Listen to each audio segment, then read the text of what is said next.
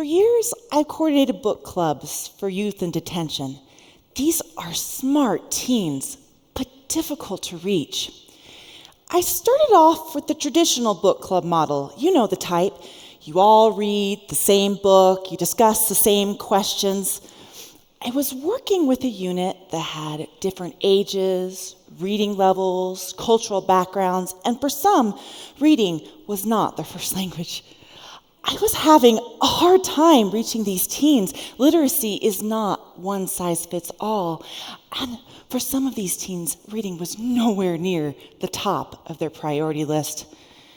I was getting glazed over faces, disinterest, and a drop in attendance for the book club. Then came Death Note.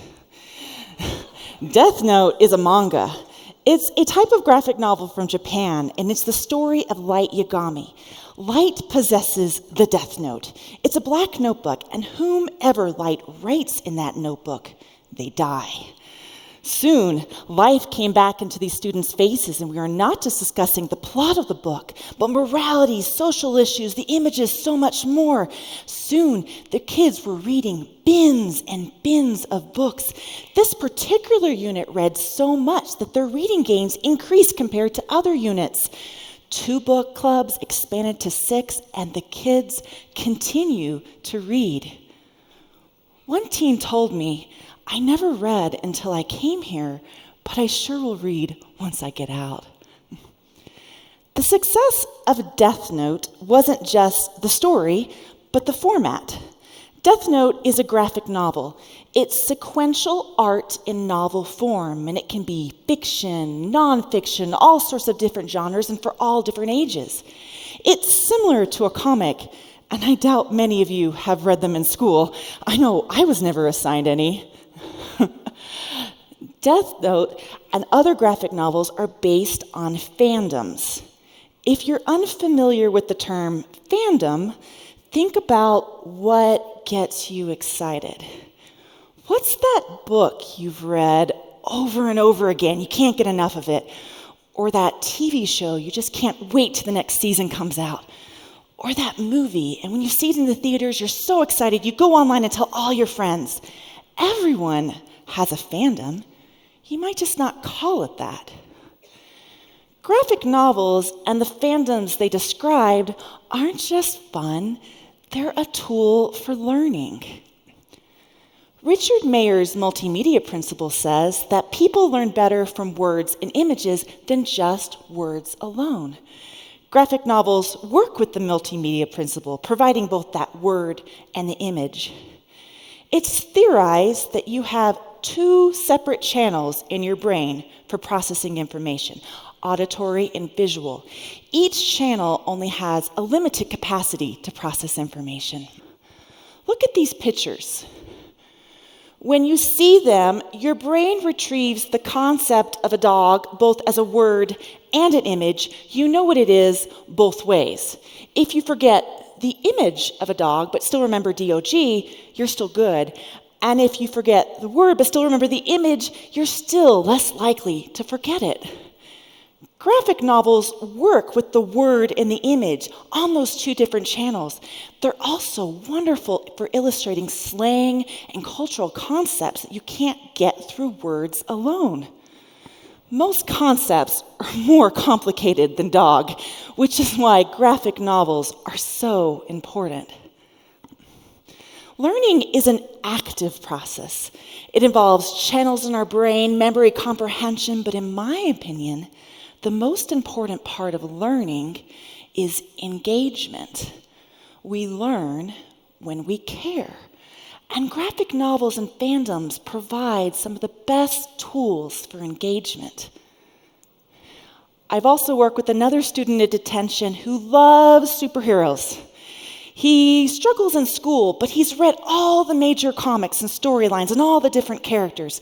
And out of them, his favorite character of all time is the Hulk. The Hulk is a mild-mannered scientist by day, but when he gets angry, he turns into the great, big, destructive Hulk.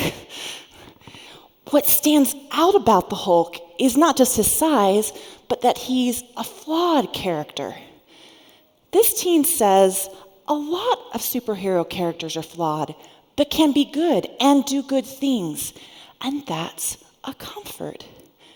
This teen identified with those superhero characters, which made him want to read more. I've also worked with students who are refugees.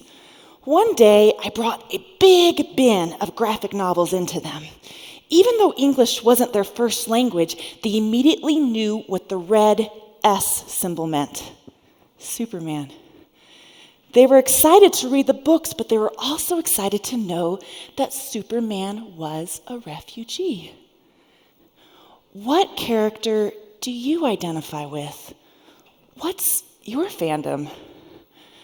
For me, the character I identified with was Bilbo Baggins from The Hobbit. Oh, I love it. I read that book as a little kid, and Bilbo is a hobbit, smaller than anyone else in that universe. He doesn't have any magic. He can't really wield a sword, but he goes on these amazing adventures. I was smaller, had no power as a kid, but I could go on those adventures with Bilbo. That was a challenging book for me to read at that age, and I don't think I would have gotten through it without finding that character I identified with and finding my fandom. What's your fandom? Graphic novels often get stereotyped. They're not real literature. They aren't hard enough. They're just for fun.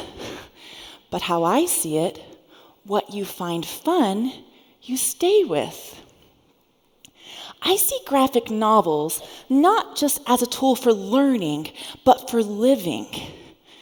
Reading turns into writing, into making, into sharing, into creating supportive communities, and sometimes even careers. I've known students who have struggled in school, but at home write novels on fanfiction.net. I've known students that have taught themselves software just to better illustrate their favorite characters. I've known students who spent dozens of hours creating and engineering their favorite anime characters' outfits. Don't dismiss graphic novels and fandoms. Instead, when you're working with students, don't just ask them what their favorite subject in school is. Ask them, what's your fandom? Thank you. Thank you.